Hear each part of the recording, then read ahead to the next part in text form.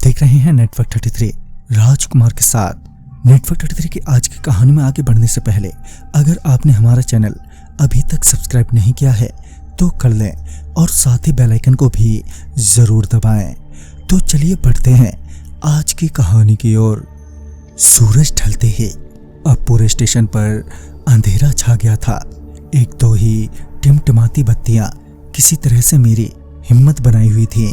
मैं अभी भी अपनी ट्रेन का वेट कर रहा था। वैसे तो ट्रेन को सुबह के 9 बजे ही आ जाना चाहिए था, मगर किसी कारणवश ट्रेन लेट हो चुकी थी और अब जो अनुमानित वक्त था ट्रेन के आने का वो था रात के 11:15 बजे का और अभी 10 ही बजे थे। मगर अच्छी बात तो ये थी कि अभी भी स्टेशन पर मुसाफिर चल फिर रहे थे। मगर जैसे जैसे वक्त बीतता गया मुसाफिर भी कम होते गए और 11:30 बजते बजते स्टेशन वीरान सा पड़ गया। खैर अब मेरी ट्रेन भी आने ही वाली थी।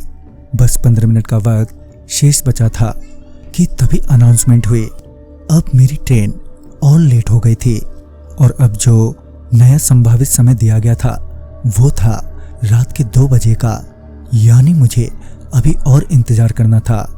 12 बजते बजते अब स्टेशन में गहरी शांति छा चुकी थी और मुझे ठंड लगने लगी थी। मेरे पास उस वक्त कंबल या चादर जैसा तो कुछ नहीं था, मगर जो एक शर्ट मेरे बैग में थी मैंने ठंड से बचने के लिए वो ही पहन ली। मगर 2-3 एक्स्ट्रा शर्ट पहनने के बाद भी कुछ खास फर्क नहीं पड़ा था और इसी तरह कप कपाते हुए रात के 1 बज गए। अब मेरी आंखें पत्थर सी हो गई थी और अब मैं सोना चाहता था, मगर अभी सोने का मतलब था ट्रेन का छूट जाना। लिहाजा मैंने किसी तरह अपनी आंखों को खुला ही रखा। तभी मुझे स्टेशन के उस पार से कोई आता हुआ नजर आया। वैसे तो अंधेरा होने के कारण कुछ साफ साफ दिखाई नहीं दे रहा था कि कौन है वो, मगर जब वो पटरियों पर पहुंचा तो पता चला कि वो एक बच्चा है और उसके एक हाथ में बाल्टी और दूसरे हाथ में चाय की केतली थी। जैसे ही वो पटरियों को पार करके प्लेटफार्म पर पहुंचा तो वो सीधे मेरे पास आया और सामने खड़ा होकर मुस्कुराने लगा। उस बच्चे की मुस्कान देखकर मैं भी मुस्कुराते हुए बोला, अरे छोटू क्या बेच रहे हो? इस पर वो पहले तो चाय की केतली और बाल्टी लिए यूं ही थोड़ा डोलता रहा और फिर बोला, चाय आप लेंगे? वो बच्चा बहुत ही ज्यादा मासूम लग रहा था। मुझे इतना क्यूट बच्चा और ऊपर से उसकी वो हल्की हल्की मुस्कान को मैं निहारता रहा। फिर मैंने उस बच्चे से कहा, मैं तो चाय पीता ही नहीं हूँ।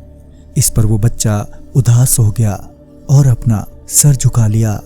इससे पहले मैं उस बच्चे से कुछ कहता कि तभी मुझे वहां आसपास जानवरों के गुर्राने की आवाजें आने लगी। आसपास का इलाका भी किसी जंगल से कम नहीं था। स्टेशन के उस तरह बड़ी बड़ी झाड़ियां ही थी। ऐसे में वहां पर जंगली जानवरों का होना स्वाभाविक ही था, इसलिए मैं थोड़ा डर सा गया था। अभी मेरी निगाहें जंगलों से आती हुई उन जानवरों की ही तरफ थी कि वो बच्चा बोला, बस शुरू में थोड़ा डर लगता है, फिर नहीं। इस पर मैंने उस बच्चे से पूछा, क्यों भाई, फिर उसके बाद ऐसा क्या होता है जिसके बाद डर लगना बंद हो जाता है? इस पर उस बच्चे ने कहा, उसके बाद तो मर जाते हैं और मरते ही सब डर खत्म हो जाता है, हमेशा हमेशा के लिए। ये बोलते हुए वो मेरे सामने बैठ गया। अब वो बच्चा मुझे थोड़ा अजीब सा लगने लगा था और साथ ही उससे थोड़ा डर भी। तभी किसी ने मुझे पीछे से आवाज देते हुए कहा, अरे वो भाई साहब, आपको मास्टर साहब बुला रहे हैं। मैं उस आदमी की बात सुनकर थोड़ा हैरान हो गया। आखिर रेलवे मास्टर मुझे क्यों बुला रहे होंगे? इस पर मैंने उस आदमी से कहा, क्यों भैया, मगर मैंने तो कुछ किया ही नहीं। इस पर वो आदमी थोड़ा गुस्से में बोला, अरे भाई तुम खुद ही जाकर पूछ लो। इससे पहले मैं जाने के लिए खड़ा होता कि मैंने देखा कि वो बच्चा अब मेरे बहुत ही करीब आ गया है और वो मुझे सूंघ रहा है। ये देखकर अब मुझे बहुत अजीब सा लगा, मगर मैंने उस वक्त ध्यान नहीं दिया और वहां से उठते ही रेलवे मास्टर के कमरे की तरफ बढ़ा। मैं अभी कमरे की तरफ बढ़ ही रहा था कि वो आदमी मुझे चिल्लाते हुए बोला, भागो भागो। पहले तो मैं उस आदमी की चिल्लाहट की वजह समझ नहीं पाया, मगर जब मैंने उस ओर देखा जिस ओर वो आदमी देखते हुए चिल्लाया जा रहा था, तो मेरे भी होश उड़ गए और मैंने दौड़ना शुरू कर दिया।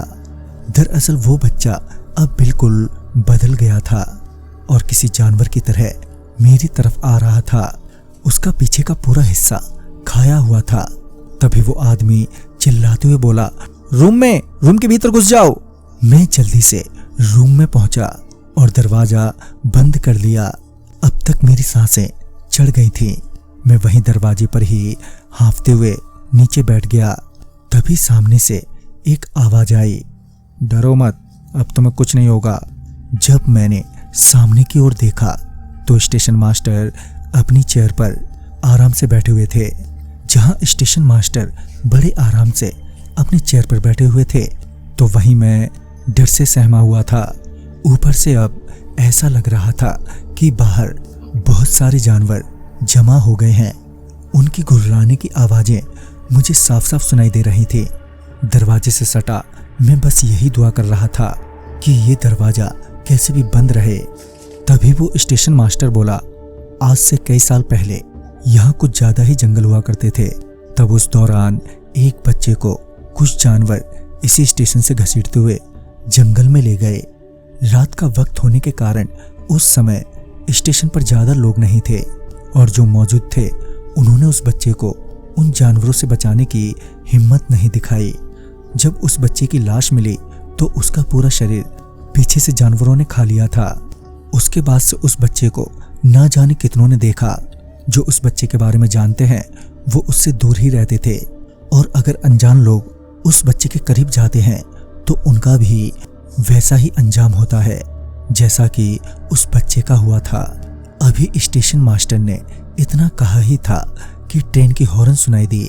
अब रात के 2 बज चुके थे और मेरी ट्रेन भी अब आ चुकी थी, मगर मेरी हिम्मत नहीं हो पा रही थी कि मैं कमरे से बाहर जाऊं। लेकिन जब स्टेशन मास्टर ने दरवाजा खोला तो बाहर कोई भी नहीं था। मैं बिना किसी सवाल जवाब के ट्रेन में बैठा और वहां से निकल गया। तो दोस्तों, इस कहानी में बस इतना ही। कहानी आपको पसंद आई हो तो लाइक शेयर करें और साथ ही हमें कमेंट बॉक्स में ज़रूर बताएं। तो मैं आपका दोस्त राजकुमार जल्द ही मिलूंगा ऐसी ही एक नई कहानी के साथ। तब तक के लिए बाय एंड टेक केयर।